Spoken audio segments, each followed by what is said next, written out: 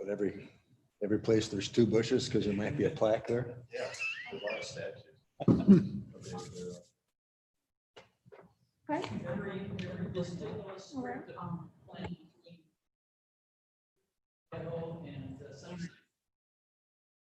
Monumental.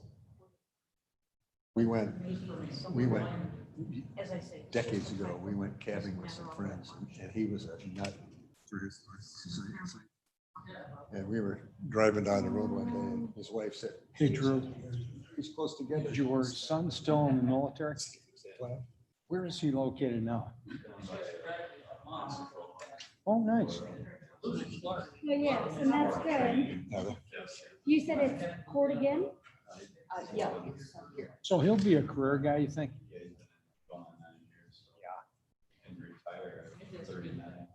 Isn't that something? Oh, yeah. That's what we're gonna talk about. Thank you. Tell you what, he had some pretty hairy assignments, so. Yeah, he had some real interesting. Really?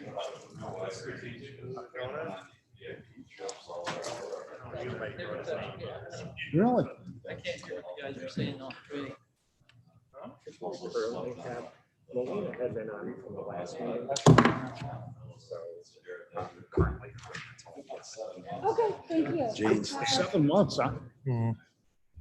when you talk about his retirement, Jane's cousin was my twin. And so he went in the Navy, went to Vietnam, and he had some very experiences. But when he got out of Vietnam, or then when he's 39, he retires and he becomes a federal meteorologist. That's It's in Donut Week Really? so he did that for 20. every day. So now he's got. Somebody's trying to send us a message. And then he went to work for a private company and built up his 401k. He and I were laughing. He was, if he'd have, he was just always a funny guy. We still laugh when we get together. But he one day he says, "These aren't all mashed potatoes, Martin." So I've got 3 pensions going on.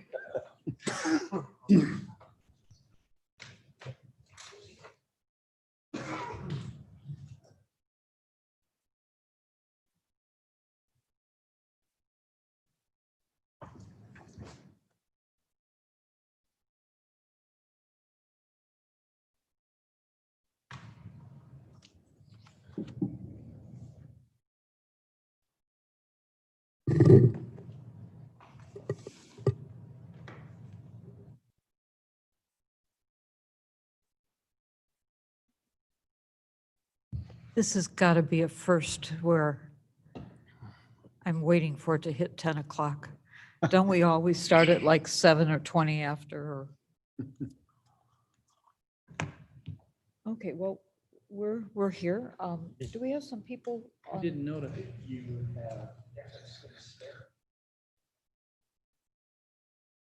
Davis and Starrett? Okay, great, good. Okay. It is 10 a.m. on Wednesday, October 14th, 2020. I am Deborah Allen, Chairman of the Administration Committee, and I'm calling our meeting to order as of now in this date. Can we call the roll? I think we have a number of people in the room, and I think we even have someone online, so. Kobe? Davis? Mark, are you there? I show him as muted. He's Can, muted? Trying to ask him to unmute. Okay. Mark, we need you to unmute and come back to us. Why don't you go ahead? Bras? Caius? Caius present. Leonard? Here. Martin? Thank you There, very much. that button was unreactive. I was poking it, but sorry. Okay, welcome, Mark. Thank you. Okay, can we have a motion and second to approve the minutes? Mr. Caius, I see your hand. Mr. Leonard, sorry, you're just too slow, Mark. Mr. Leonard seconds. Are there any comments on the minutes? Mr. Caius, go right ahead. Just curious, I just want to make sure everybody received them. I just got mine like 20 minutes ago, but I had a chance to look them over. I feel comfortable with them, but Okay. if someone hasn't gotten them, Do you feel comfortable going forward, or do you want to defer? I do. I just thought I'd bring it up. Okay, good. Yeah, there was a bit of a scramble. I don't know where mine went either, but Yeah. we found them and so on. Good, thank you. Okay, if there's no further discussion, can we do a roll call on the minutes? Davis, Davis, yes. Braz, Yes. Caius, Caius, yes. Leonard, Yes. Martin, Yes. Allen. Oh, yes. Aye, thank you. Yeah. Good. Finance reports are included in the package for review. We literally have no one here in the audience to make public comment. Is there anyone online who would like to comment or otherwise add to the good of the cause? All right, let's move on to facilities management. Our executive director is Mr. Ricky Sparks, and can I turn this over to you? Thank you. In terms of capital projects, what we have right now for Building C, there's an elevator renovation that's in process, should be wrapping up shortly here within the next week. Earlier this year, Building B elevator renovation was completed. We currently right now have Building C, a HVAC improvement that's that's in process. This one may have to be rolled over into next year due to the inability to get the rooftop units due to COVID issues that we're having. Some of the manufacturers were closed down for a period of time, so they're a little backlogged. So this one may probably have to come back next month and see if I can get this rolled over into next year so it can get completed. The health department roof renovation is near completion. It's in its final stages. We have here. The next big item, it's not necessarily a capital project. It is the multi-use facility. Currently right now, things are going real well with that. We're on schedule. They're making a lot of progress on this project. I do have a short video clip. We don't have to show the whole thing, but I don't know if Blair, we have that keyed up and ready to go.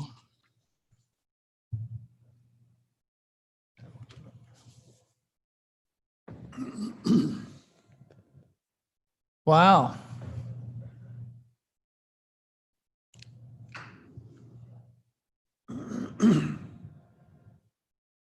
This is great. You have to do this all the time for us, Ricky. This is just really fun. I'm making progress. This looks good. It's good. They're going to pave the parking before the season ends, or is that? The parking lot will probably get paved either later this week or early next week. They're making a lot of progress, so it should be done. It's really fantastic. I mean, we're talking paved and landscaped. So the people working during the winter on the interior of the building will be able to pull into essentially what looks like a finished building and parking lot. And that interior work, that when it's fully enclosed and you're out of the winter weather, you get a lot faster and higher quality work. So it's going to be going better. That on the corner side? Drew, I have a question for you. We've got these great windows. Are those windows going to be like a bubbled glass so that you get the light but you don't see in? Or I don't is- know. We talked about that. That's Is- called a diffuser glass. Yes. You guys know? Yeah. Yeah. It- I don't know. Yeah. No, I think it's a diffuser glass, so you can see in, but you can't see in as well, but you can see out, so you should be fine. It lets light in. And the white objects on this roof are what? Materials? That's the insulation. Insulation. Yeah, that's the roof insulation and panels. There you're looking at all the doors for the sheriff's repair shop and emergency equipment storage. Can you believe the size of the sheriff portion? The floors are all. Some of that right there is, Actually, this is probably a week or so old, right? Yeah, that's a couple weeks old. The Yeah. floors are all poured. It's actually a lot farther along than what this shows even. That's the corner side there That's with the that's what we Sally pole. started with there, right? The corner, that section. The other side, yep. Well, the side on the left is actually facilities. The corner's all the way on the right-hand side, on the other side of the sheriff area. Oh, on the other side. and the storage space, that doesn't have like a separate wall yet, right? Not yet. Oh, yeah. They'll be building those walls shortly. The mason's coming in, I think, this week. Yes. And there's also, I guess what we call a bombs disposal or explosive storage area that was kind of a late addition. And that's kind of up on the hill by the JJC. And it's a recessed bunker down into the ground lined with concrete blocks. That up? Sheriff's paying for that. Up to the left up there? Yeah, it'd be to the right. On the Oh, back wait, of the no, building. we're back on Or the corner. behind us? Yeah. I can't tell which way we're looking. Yeah, To the right, I think. that's. We're the looking hill. west there. Yes, that's Okay. looking west. Sure. So it's up behind us. So I'm going to ask Chris to outline what's going to take place this week real quick. Be over this way. Is that right, Ricky? Up the hill here. Yes, up the hill right there. Up that way. Was that the east side over there? Yeah, so we had our groundbreaking ceremony right here. Right. Bomb disposal area would be right up in this area. There you go. Yep. So we're looking west, east. And that vehicle is moving down the new access, That's the new drive going over to the sheriff's facility. like a public access and then a security access. Right, with a Yeah. gate in between the two. You can see it now, Drew, if you point up there where the bomb area is going to be, you can see it right there. Yeah, Right there. yeah, you go. So if it pleases the committee, I can brief you on what's going on this week and the next week. Currently, hopefully this week, and what it looks we're on track is the final pours of the sidewalks, curbs, and pads. Continuing the sprinkler system work this week and the next following 2 weeks.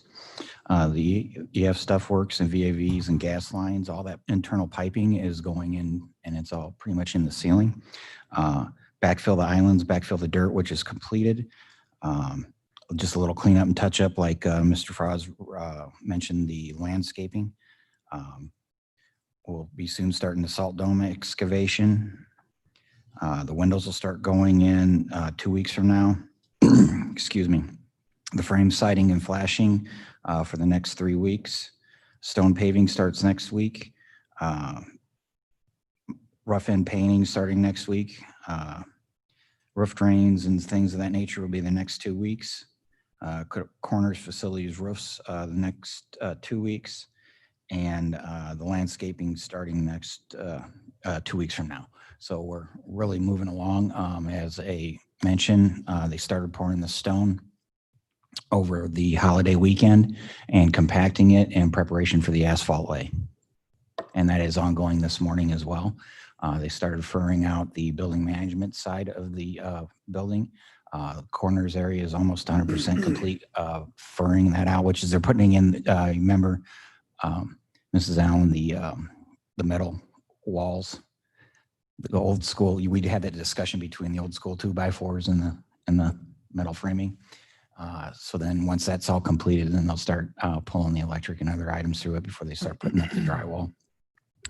And corners area is near complete. They've started doing some walling in the sheriff's area for the mechanical room and the electrical room. And again, building management, they started walling up some of those office spaces in there. Okay. Pending any further questions, that'll complete my brief. Okay, that's Thank you for that. all I have That's for that's capital project update. a wonderful thing to see. And Drew, thank you for continuing to monitor and No, it's go to the been- meetings. It's just been fantastic. The timing and the weather couldn't have been better, and all the subs are performing great, and the team has been performing great. So no complaints, not a single one. And the materials, we were all worried early on about the COVID with factories slowing down. we've had no material delays of any consequence, so. Mr. Leonard. Thank you, Madam Chairman. I just wanted to thank Drew and Ricky and everyone involved with this. I was doing a little research last week on buildings, which I'm not very knowledgeable about. And it's very interesting. This building, which is about 50,000 square feet, is being completed for a little over 13 million. The city of Aurora built a building comparable without a coroner's office in there and facilities. And it might have been a couple thousand square feet bigger, but their cost on that was a little over 40 million. How much? 40 million. So I just want to thank everybody involved for what a great job they did, not only in creating a beautiful building, but doing it so fiscally responsibly. Yeah. So thank you, everyone. Thank you. Yeah, we have decades of use that's going to happen with this building. We've got room to expand. We've got room to move our people through safely. Everybody needs to go and see it up close and personal because it's just really cool. And we keep getting this lovely feedback from unexpected places. Mr. Allen, your presence has been noted. I got some lovely feedback about dealing with you. Jeff Chidester, who is a relative of Steve Chidester, who we lost. Jeff is the on the ground guy every day, and his reputation precedes him. From a completely different quarter, I heard you've got one of the best supervisors on the ground there. So, and then of course the Wegman family going out of their way for us to get us started. It's just every now and then the planets align, and we just need to be grateful, I guess. Thank you for that report.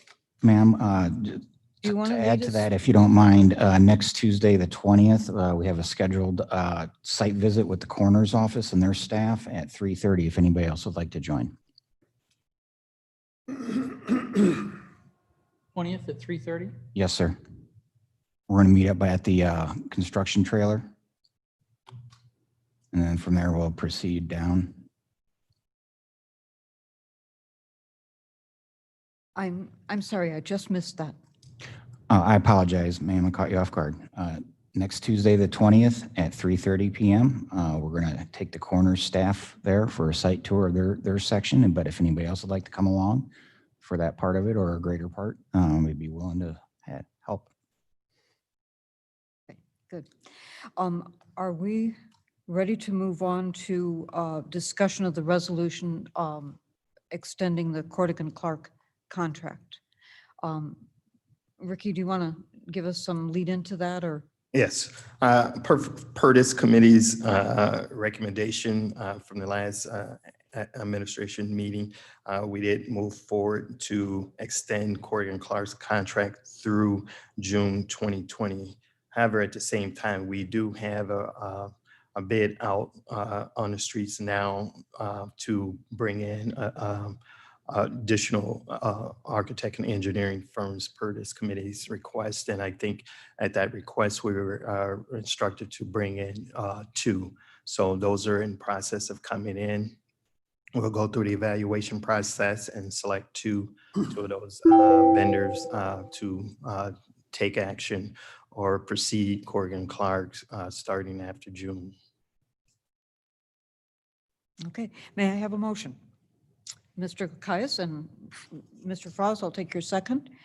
I just wanted to steer you, if you have a chance to go back, on page 54 was a list of projects that Corrigan Clark has been involved with. And then on page 62 is an updated list. And I think that gave me some extra perspective on why staff has been pleased working with Corrigan Clark, because it's a lot of material to cover. It's roofs and it's parking lots and it's unexpected things like the vault. And it's just, oh, thank you, Claire, for pulling Oh, Mark, thank you for pulling that up. Appreciate it. It's just, now we know why Ricky has been breathing heavily since he joined our team here. And you get some perspective on all the stuff that gets touched by the architect in residence. Conversation on this, is it acceptable to the committee to extend this through June? And then we'll start looking, we'll go through a best practices plan is to look at all of our contracts with some regularity and see what's out there and see what kind of pricing we can get and so on. And we'll start to do that in January. Well, it's actually on the street now. So we put together along with purchasing, put it out on the street. So we're waiting for those vendors to come back. The last count, there was at least 50 vendors that at least downloaded or took the RFP and looking at it. Good. Okay, questions, discussion, Mr. Leonard? Yes, just one question. I noticed that the contract is for up to $200,000, and it truly is only a 7-month contract. And I think annually it was 200,000 before. Is that something we need to prorate, or is there any guarantee that they will stay within those limits? It's basically driven by us, and this is just an extension of an existing contract. So one of the things that we did put in the resolution is that they're not to get any additional work unless it's an emergency. So that put the constraints on how much we were spending with Thank those you. guys. Would you be more comfortable breaking it into monthly segments and having the emergencies come back when they happen? No, I don't think so. I think Mr. Sparks has got it under control, and the fact that no new projects can be started, it's going to keep us well within the range we need to be. So yeah, I have no problem with it. I just want clarification. It's fine, good. Other comments? All right, would you be willing to call the roll for us, Karen? Kopi, Davist, Davis, yes. Bras, Yes. Caius, Caius, yes. Leonard, Yes. Martin. Yes. Aye. Good, thank you, folks. All right.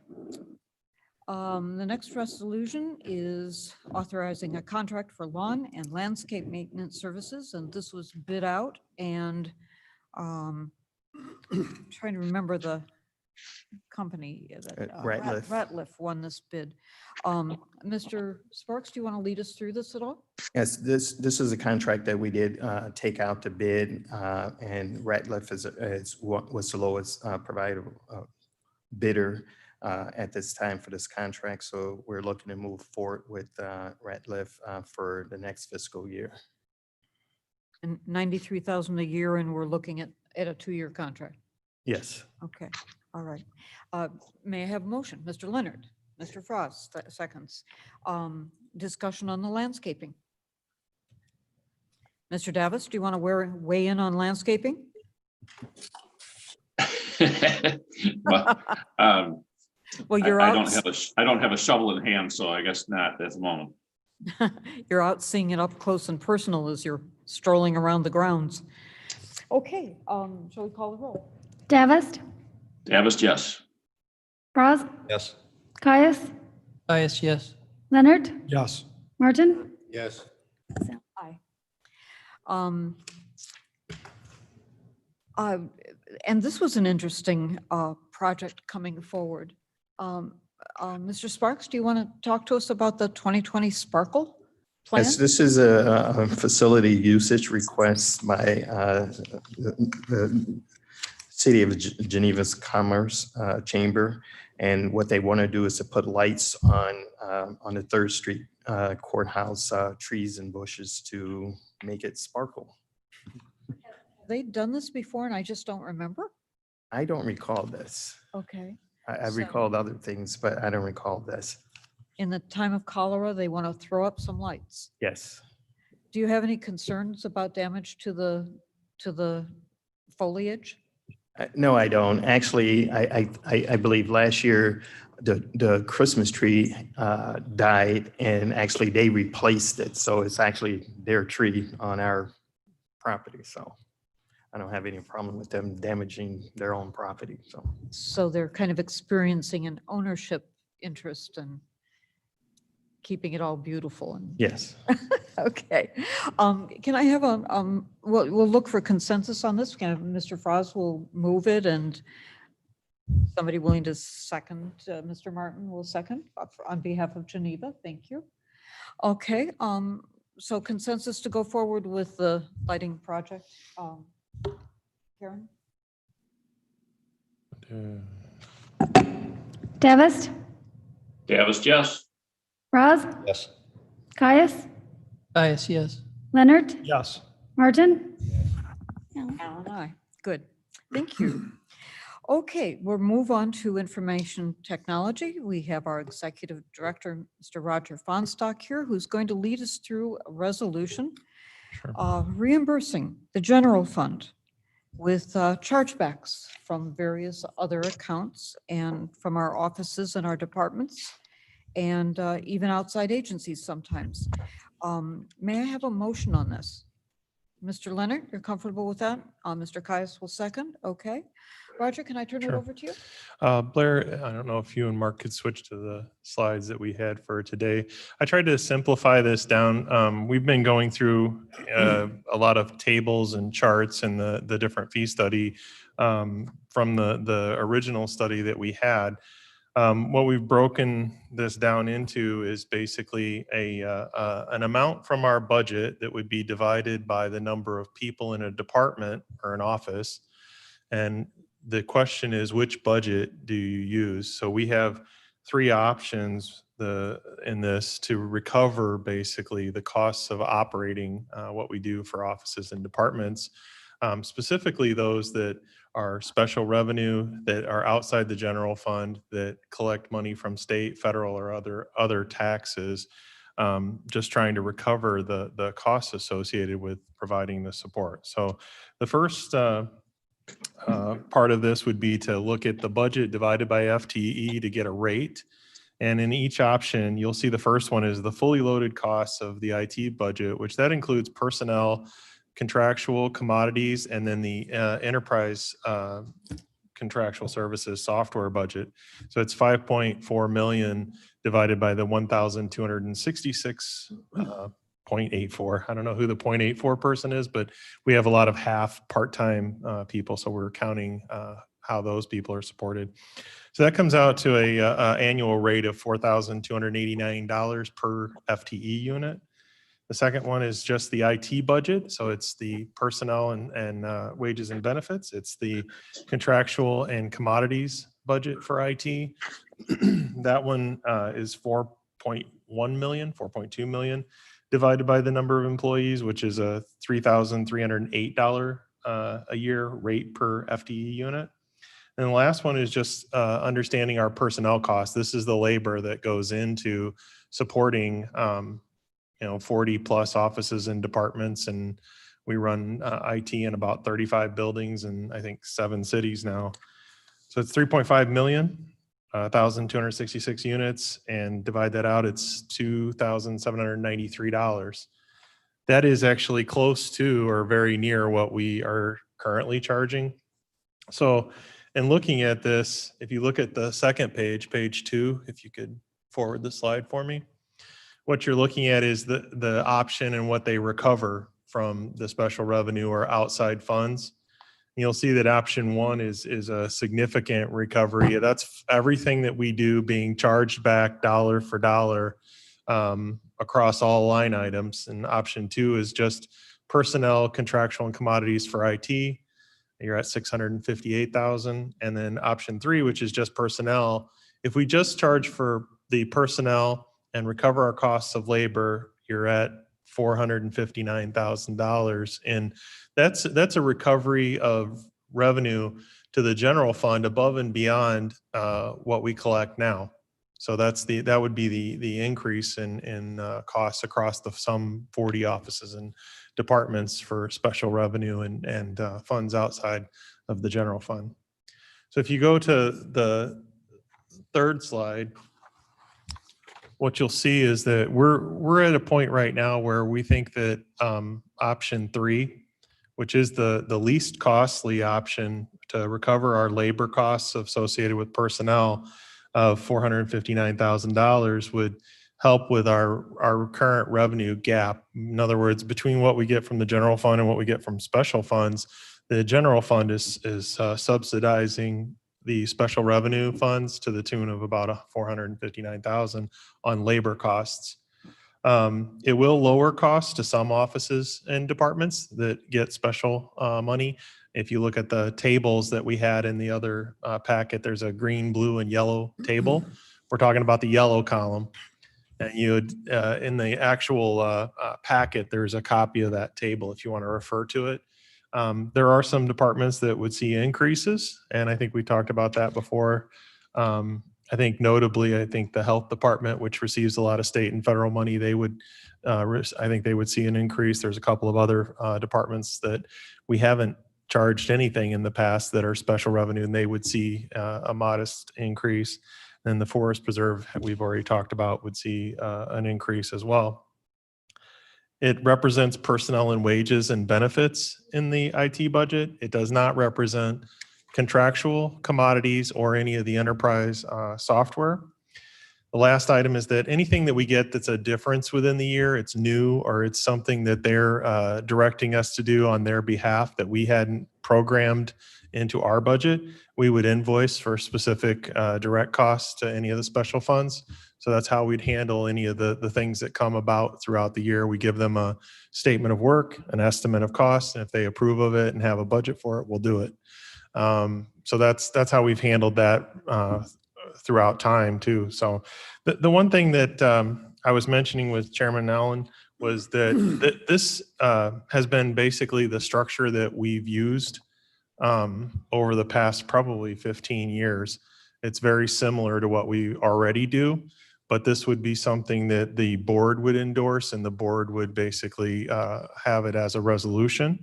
So at that point, we would use that and only that as a way of trying to recover some of the revenue that we feel is not being captured and that the general fund is subsidizing. The reason we chose the personnel costs and not to add all of the others is because there is some specific value to having centralized technology planning and services that saves all of us money.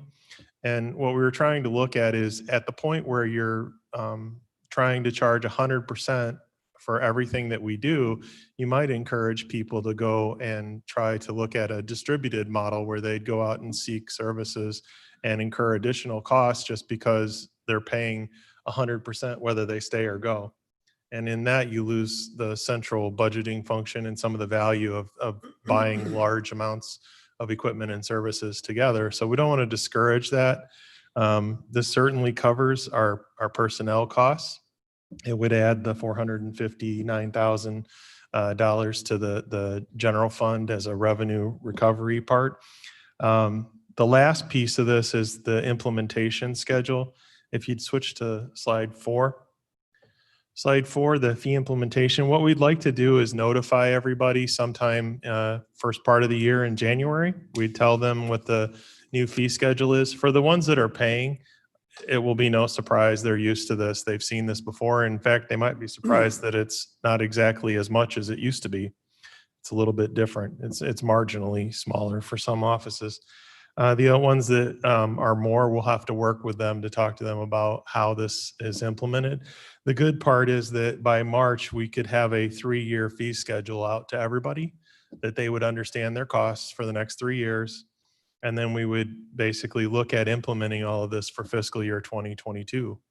So there's no rush to push this on people that just finished their budgets, that just managed to get all their revenue and expenses figured out. We want to try and do this in a way in which it's easy to incorporate into a next fiscal budget.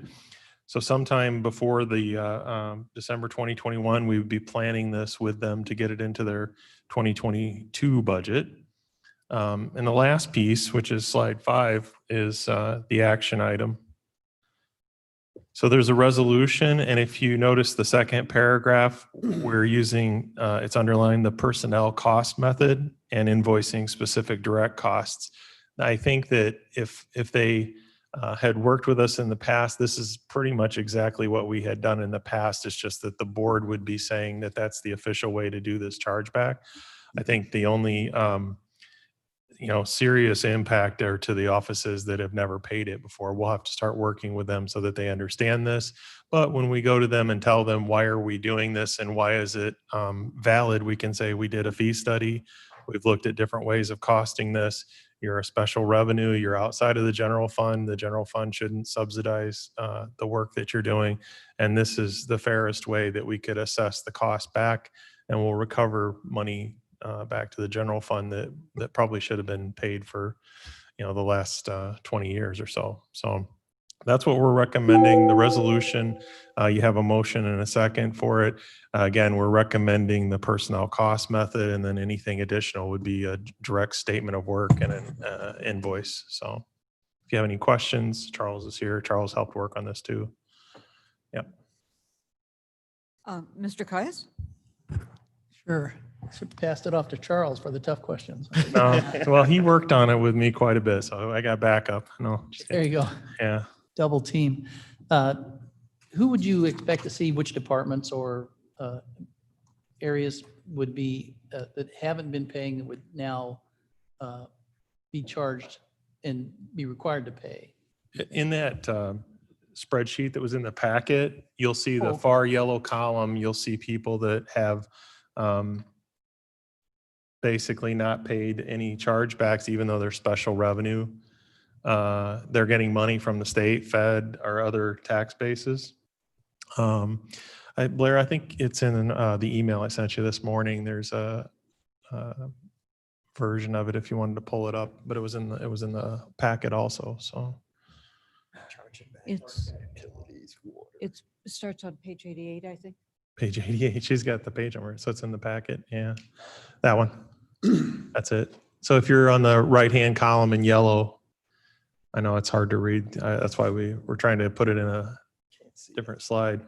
And we're willing to work with the offices and departments and try to review the chargebacks. And I think that's one of the reasons why we wanted to give them so much time. I mean, it obviously the budget's already been determined for this year. The revenue and expenses have already been balanced by finance, and the county board's already displayed the budget. So it's kind of late in the game to try and do anything with it now. But I do think next year when we get ready to prepare budget submissions, we would have all of this in front of every office and department and explain why it is the way it is, kind of the scenario that we presented today, and then ask them if they have any specific concerns. Mr. Martin. Mr. Martin? I have two questions. Just number one, confirm when we talk about the cost of personnel, that includes benefits and Yes. everything else. And then the second is that we've talked before about the forest preserve. Yes. And are these, when you say the 3-year budget, does that means at all, that just says, here's what you pay for 3 years. You're not graduating in, or are you graduating in? This would not have that. And I think part of that was because we're giving them, more than a year to consider how this will affect them. We could consider that. We could do it as a phased in approach, but I think our feeling was, if we set a time frame in the future where it gives them time more than a fiscal year to look at it and understand it, we could work with them if it were, something where they said they can't do it. But I think that would be something we would handle as a case by case scenario. I think that the forest preserve has some unique fiscal issues over the next couple of years that at least in my mind would make it something we should consider. And I think from our direction, if we had somebody that had, pushed back and said they can't do this, I think that would be a meeting for the administration committee to say, this is going to be their, this is what we're going to do. I think some of this was taking our own staff out of the equation of trying to settle chargebacks and revenue with elected officials and departments, just establishing that the board said this is what we should be doing. Because when we do the chargebacks and the revenue with some of the special funds, we get some pushback saying, well, why is it that much? How did you establish that rate? And we were like, okay, well, we'll do a fee study to establish the rate. So we completed the fee study, and we do have, that information. If they ask us, how did you get this number? We can kind of substantiate that. But then the second part is if it's something that only the IT department is saying, this is what your invoice is, then, we don't have any means of enforcing it. We don't have any means of handling their budget for them.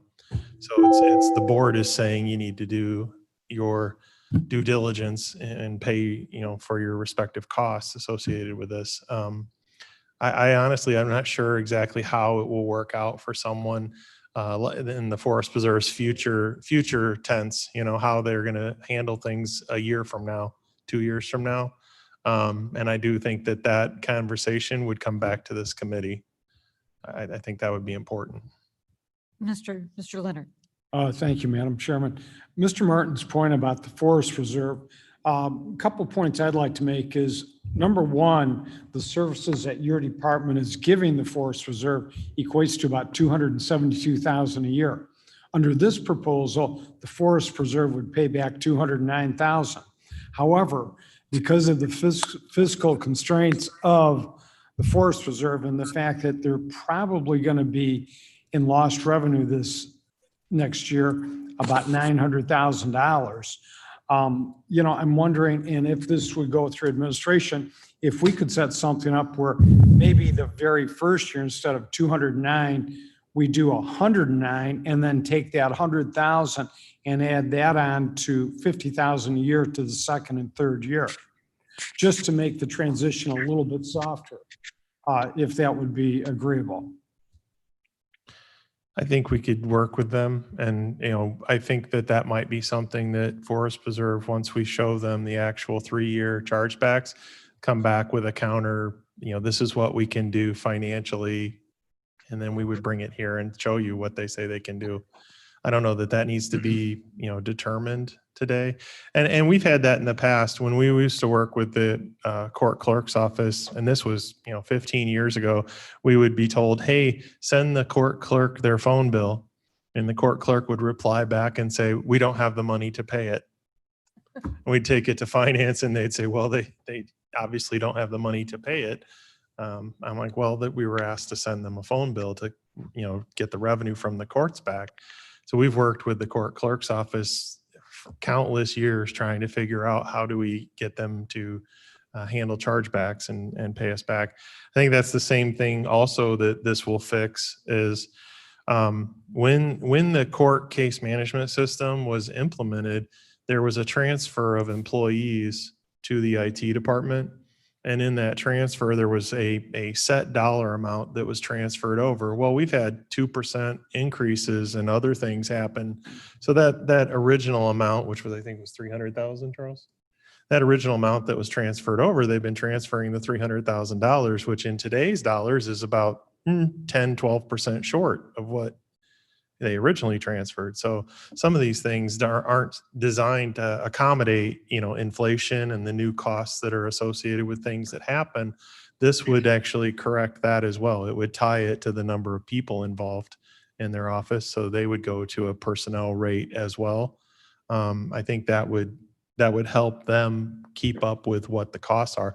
The last thing I would mention is that, and we can report on this, the last item, the rate, which is $2,793, that's important to us as an IT department and as a management team. That's a KPI or a key performance indicator. It's a measurement.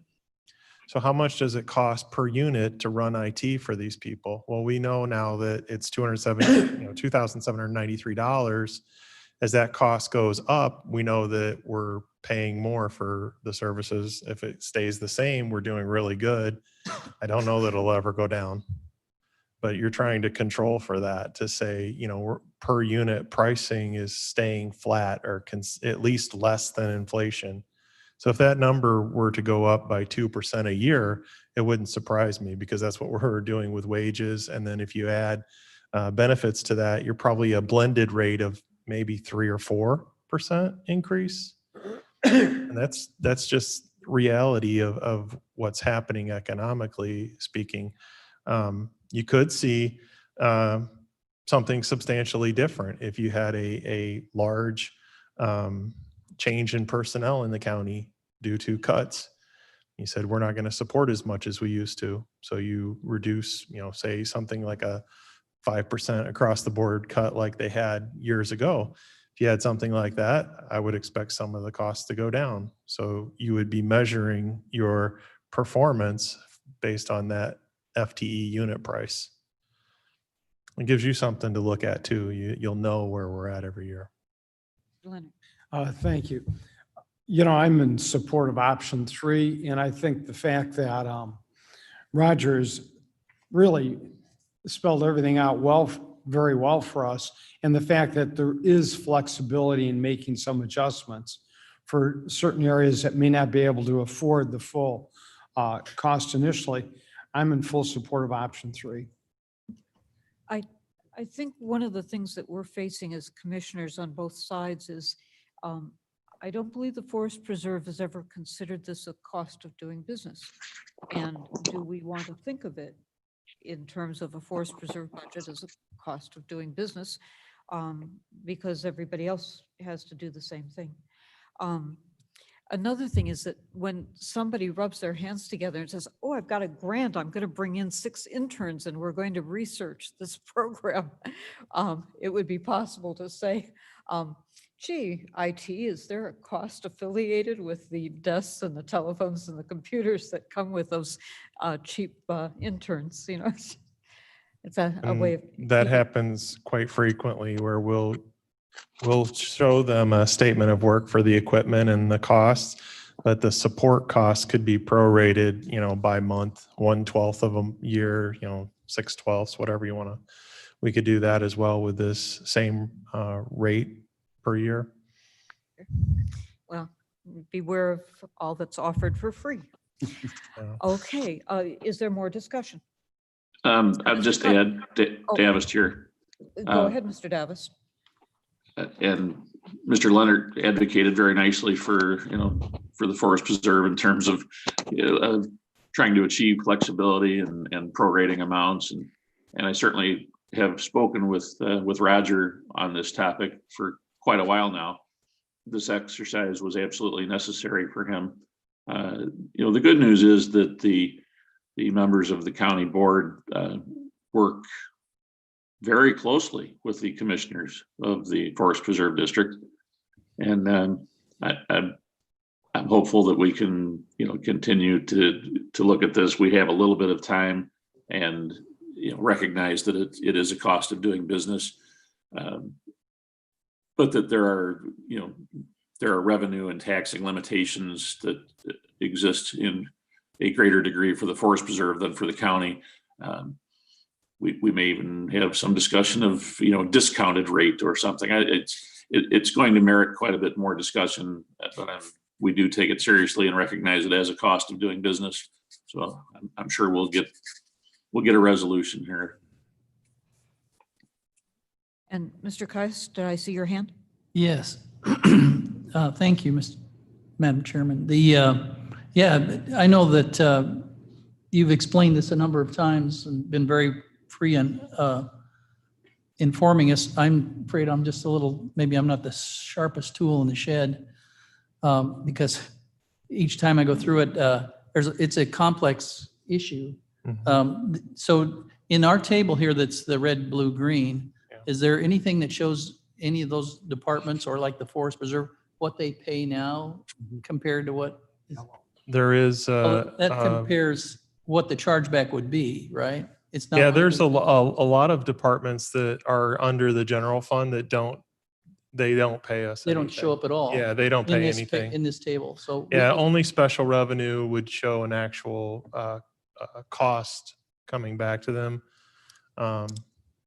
Actually, Blair, let me sit there for a second. Is that the one that's showing up there, Mark?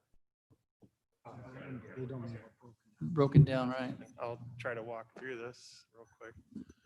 So let me make sure I got a mic. Is this on? Okay. All right. So if you're looking at this chart and table and go.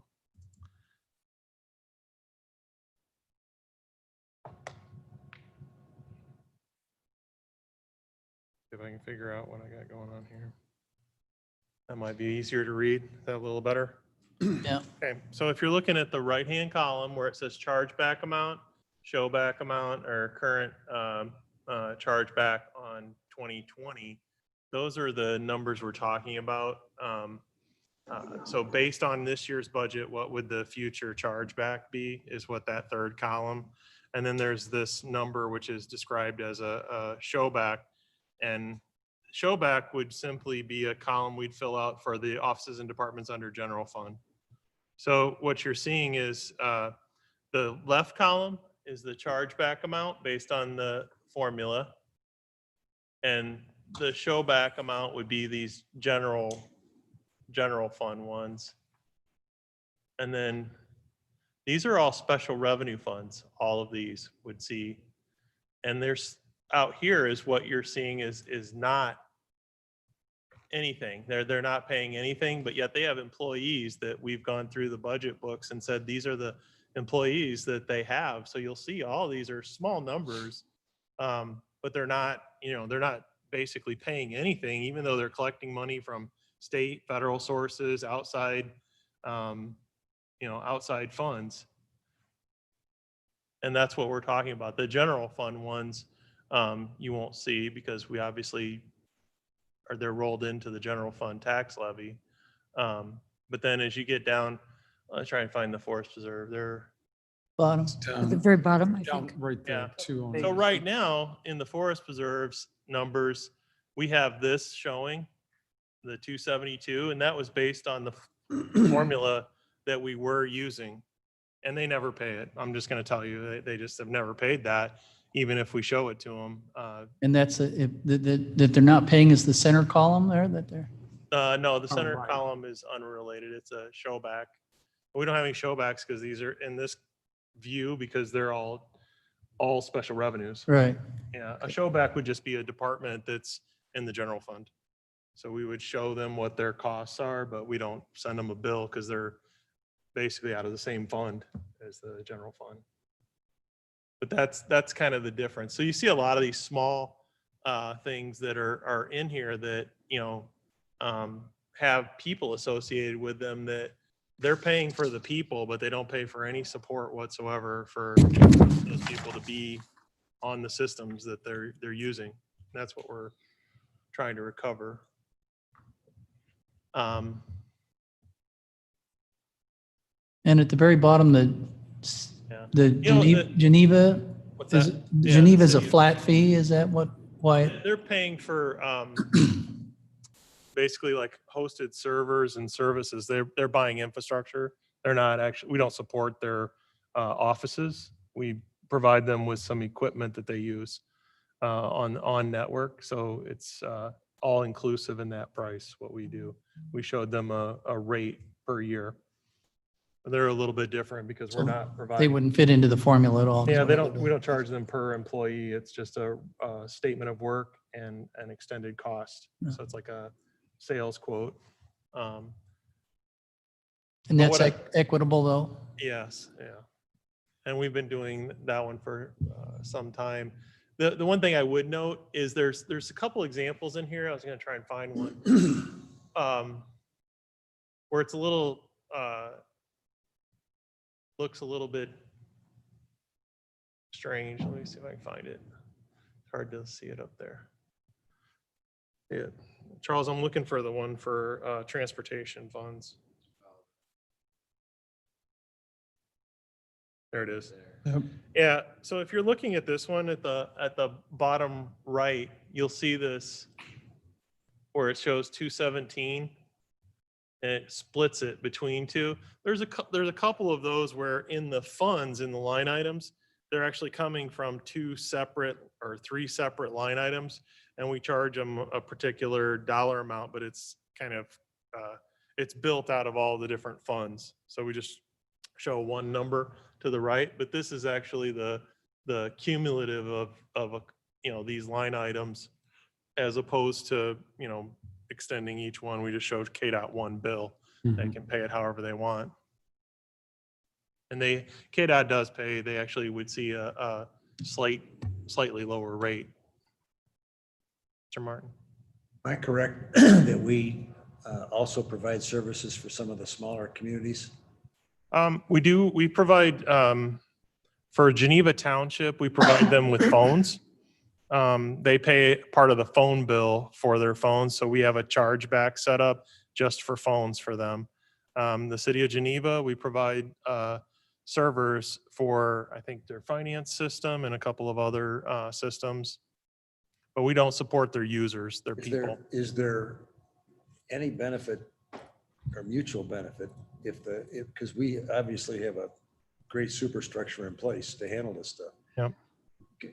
Is there any inducement or benefit to the county if we are more aggressive in offering services to the smaller communities and they could save money over needing to hire full-time personnel? Yeah, obviously we'd have to add personnel and maybe it doesn't make any practical sense, but I think the example of Geneva was a really good case. They were looking at buying server and storage infrastructure to run their finance system, and the cost of them buying it and putting the infrastructure in was significant capital expense versus paying us to use our infrastructure. So it was a really good business case for them.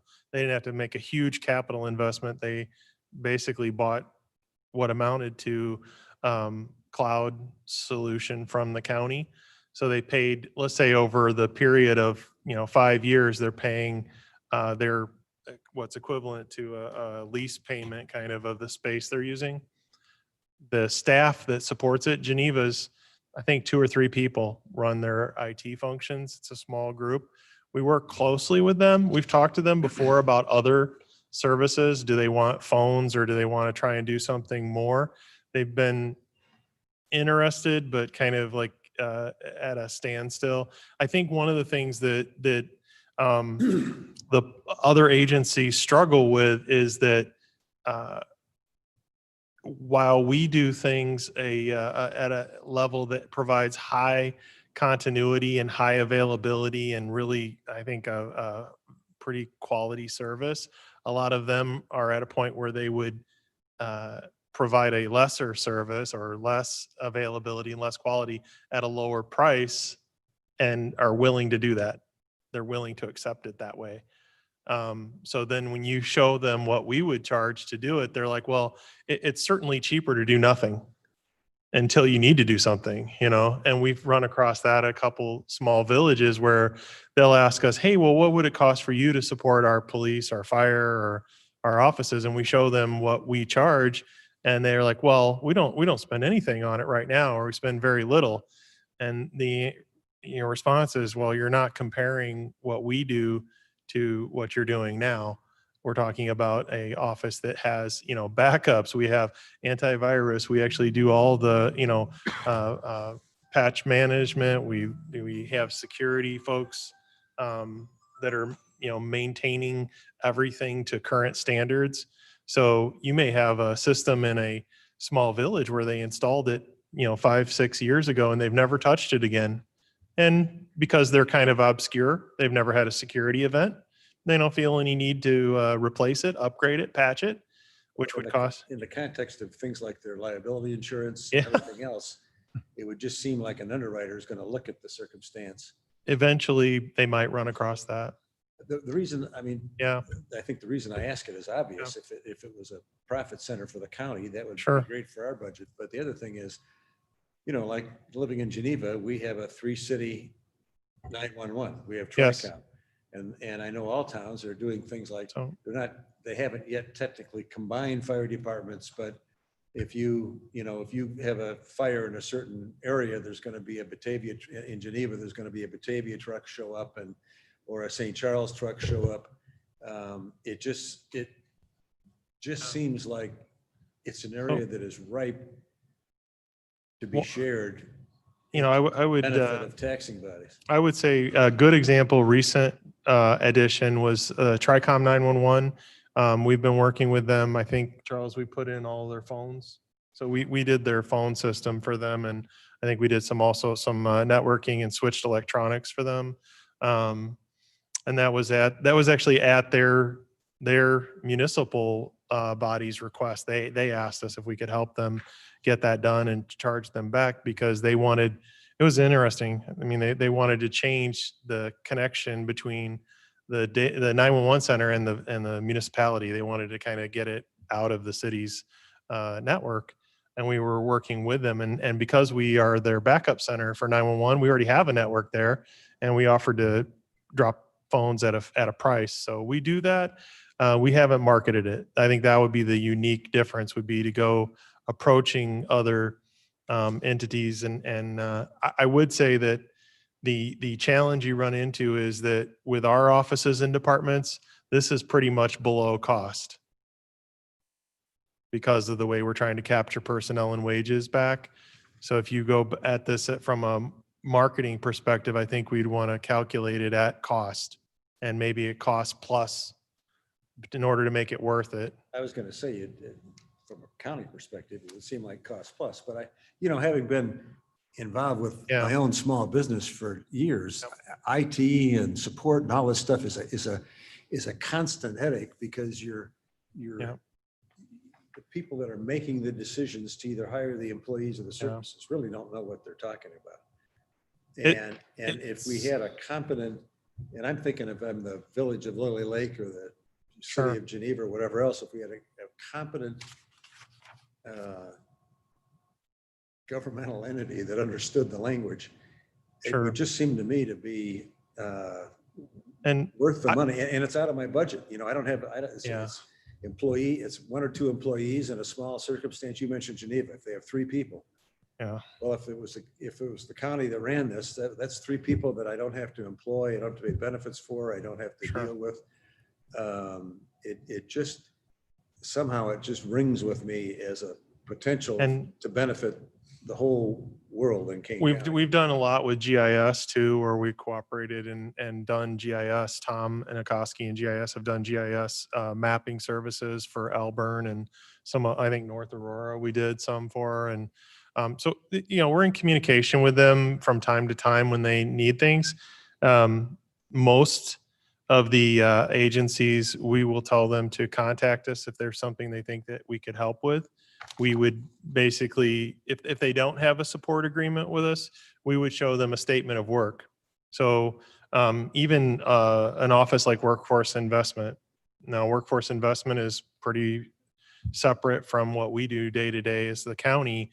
When they were discussing their recent move, we gave them an entire statement of work, showed them fully loaded costs of what it would cost to do what they wanted, asked them to sign off on it, and then we execute. So we do statements of work for some of the smaller agencies in the county if they're interested in us doing it. Again, I think figuring out the cost structure, we could work on that. I think that's doable. And then I think marketing it's always been a challenge for an IT group like ours. We just don't go out and solicit business. So if that's something that the board or committee would like us to look at, we certainly could. I know that right now with everything we have, we're pretty full, stacked up. So I wouldn't imagine doing anything at or below cost. We'd have to probably be adding people to support additional work. So it'd have to add to the value of our current model. It couldn't be a break-even proposition. I wouldn't want to do it break even. And I'm looking at it from the county's revenue perspective. Yeah. And it's one of those things that may in fact not only benefit the county, but be a benefit to the rest of it. I think we've approached it with a lot. Well, we have 16 police and fire subscribers with CaneCom, and we support most of their mobile equipment through the subscriber agreements now. So a lot of the small police and fire, we already have some presence with them. All of the subscribers of CaneCom have our help desk and emergency contact information. If they need anything, we'll respond. And then we tell them, if you don't want to take out a support agreement with us at this kind of rates, we would do it just based on time and material. So if you tell us you need something, we'll come do it. And then we'll send you a statement, but that's not the general maintenance of their office. It's kind of a one-time event. And we've had some of those where people have asked us to help. But if that, I think that that's an avenue to pursue. We could look at what a fee structure for that type of service would be, and we could shoot it out to a couple agencies to see what they think. Well, I They're mean, interested. That's my thought. I don't know Okay. what the rest of the committee thinks, but it just You know, seems like we've got a capacity that we can offer that might not be otherwise available to the smaller governmental bodies and could make us a few shekels Sure. here to help our own budget. I was here when decisions, I was really new, when decisions were being made about what we would charge to record documents, with the understanding that that money was going to be turned over to GIS so that GIS could share its information with all of the villages, municipalities, fire districts, and so on. And that was a decision, McCoy was chairman at the time, and that was a decision that we would collect that money and then spend that money to share our information, because we could get it, we could gather it so well and so concisely and then make it available to everyone. So if Elgin wanted to know where its fire hydrants were, where its stoplights were, where its cabling was, they could just ask us for it, and we would share all of that with them, because we had it and they could use it. So, is this kind of a comparable situation where we have capacity, and what is a good way to make that available to other folks who could use it? Well, to our mutual benefit. I mean, that's like if I had a 8-passenger SUV Yeah. and I wanted to Sure. become an Uber driver. Sure. I already own the SUV, so why not? Well, the only difference I'm going to say is that with the GIS stuff was that we had a method of supporting it. We were able to take in a bunch of money. Well, we'd have to figure the economics. to- Yeah. It would have to work economically. I wouldn't So- suggest anything that wouldn't be a cost plus environment for the Yeah. county. Because otherwise we're just maintaining infrastructure and personnel for no benefits. So why? It- And we could certainly pursue that and get some type of a schedule similar to this that would show people, if you are interested in us doing this, this is the rate. And it might be similar to the green column, that's 100%, or the blue column, which is, just the cost in our commodities and contractual, or it could be the personnel plus 10%, just to make sure we're not in error saying that, we can cover their work. I think, the bigger challenge, and Charles would probably back me up on this, I hope, but the bigger challenge is uplifting their current environment to our standards so that we can support it. So we get into some of the things with some of the small agencies, and they have stuff that has been there, longer than I've probably been in the industry.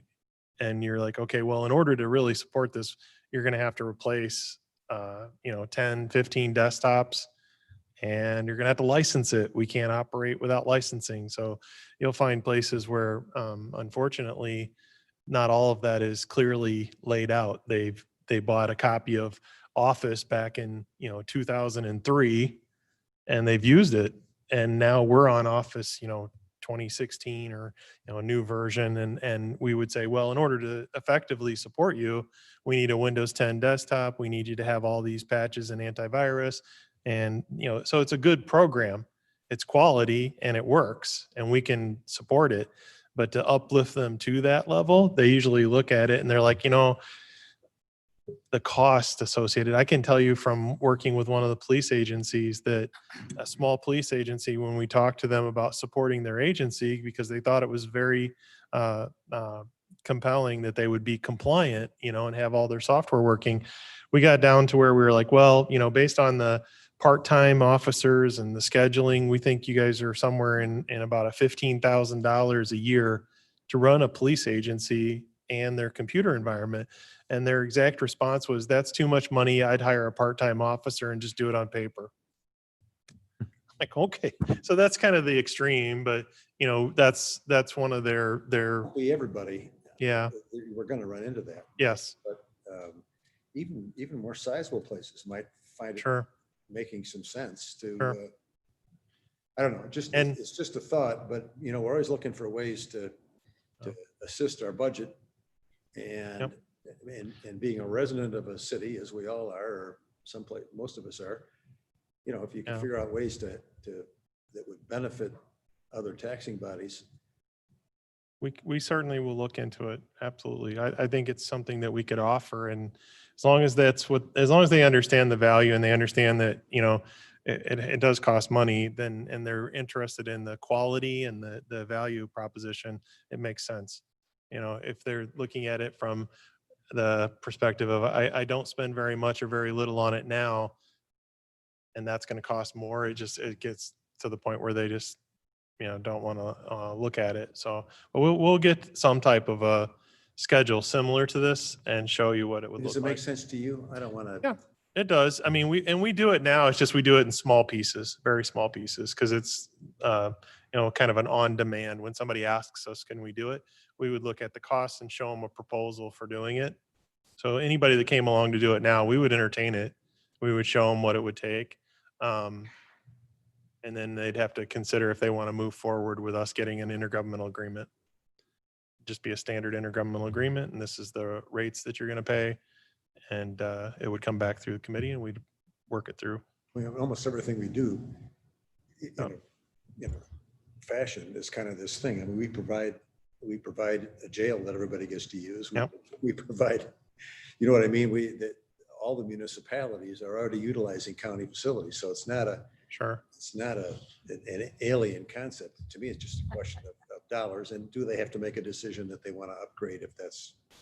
I think the third or fourth leg on the chair is control, and the IT stuff that they run or operate between their own IT staff and their management team having control of their own destiny. And we've gotten that from some agencies where it's like, well, if the county is needs to do something in an emergency, would they address my issues, or would they go fix the county's issues first? Or, what's the priority? We've gotten a couple people that were concerned, with public safety and what we had told them is, well, the sheriff's systems, public safety and health get top priority. That's what we fix first, no matter what. Those have to be online, have to be working. So I'm like, you're in good company. Your stuff will be, first on the list. But as you move down to lesser critical systems, anybody that's subscribing from a municipality has to understand if we have, major issues with something, which we don't have usually, we have those priorities set up for health and public safety. That will always be that way. So if they're dealing with some type of a file system problem for their, back office, it would not take precedence over public safety. It just wouldn't. So, and as long as they understand that, for some of our agreements, we have service level agreements that explain the terms of that. We could easily adapt one of those to show them, this is how we handle your services in the order of events. It's actually pretty well spelled out how we prioritize and do things through our help desk. So it's not like, I think in 18 years, I don't think we've ever had an issue where that's been an issue. Well, the other, I don't want to take the whole morning on this topic. Having gone through this, Yeah. The idea that somebody is reliable before you bring them in. Sure. You're not interviewing them and saying, do you want to be my IT person? Or you're not trying to get a bunch of recommendations from people on who do you use for your IT. To me, it would be, I would tell you that the value just of having our folks that do licensing management, that alone, most of the villages could probably use that, because licensing this stuff is, you just saw our licensing for Microsoft go through. That's because we do it all legally licensed software. I think if you looked at other entities and looked for their licensing costs, you'd find it buried sometime years ago where they bought something and they've just been writing it into the sunset. But that's a big issue with a lot of the small agencies is just figuring out their licensing. You know, Well, enough, yeah. enough on my solo. I did roll back in this sheet to the showbacks. Chris, the middle column in this is the department showbacks. So you'll see what we show back to, I mean, this is the county board offices showback, and then you'll even see IT is in there. So it's accounting for what we would show back to general fund offices. And it's just a way of measuring how much they cost us. It's not a bill.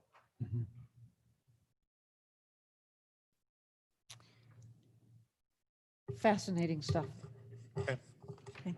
Other discussion on the resolution? Shall we move forward? Ready to call the roll? Thank you, Karen. Davist, Losing. Braz, Yes. Caius, Caius, yes. Leonard, Yes. Martin, Yes. Alan, aye. Good. Okay, thank you, folks. Our last resolution is for Mill Creek or approving their contract for office space. Didn't we just do this? Feels like we do office space all the time. Okay, may I This have sounds a, familiar. I'm sorry? Oh, sorry, I agree. It sounds familiar, like we. Mark, did you want to weigh in on the resolution for the IT chargebacks? I was trying to, for some reason, my tablet's not cooperating. But Okay. yeah, I support the resolution. I would say yes to it. Thank you, Mr. Davis. Good. Got that, Karen? Karen's good. Okay. May I have a motion on this resolution for the Mill Creek office space? Mr. Frost moves, Mr. Leonard, excuse me, Mr. Martin seconds. Is there any discussion on this? We've seen it before. Could you call the roll? Davist, Davis, yes. Braz, Yes. Caius, Caius, yes. Leonard, Yes. Martin, Yes. Alan, aye. Perfect. Good. Okay, there are no vehicles today. Nope. We saw a great video on our multi-use facility. We're going to hold off on Fabian for a few months. New business, old business, good of the cause? Okay, may I have a motion to put the reports on file? I see Mr. Leonard's hand. I see Mr. Caius's hand for a second. Any discussion on the reports? Could we call the roll when you're ready? Davist, Davis, yes. Braz, Yes. Caius, Caius, yes. Leonard, Yes. Martin. Yes. Okay, no need for executive session, and so a motion to adjourn.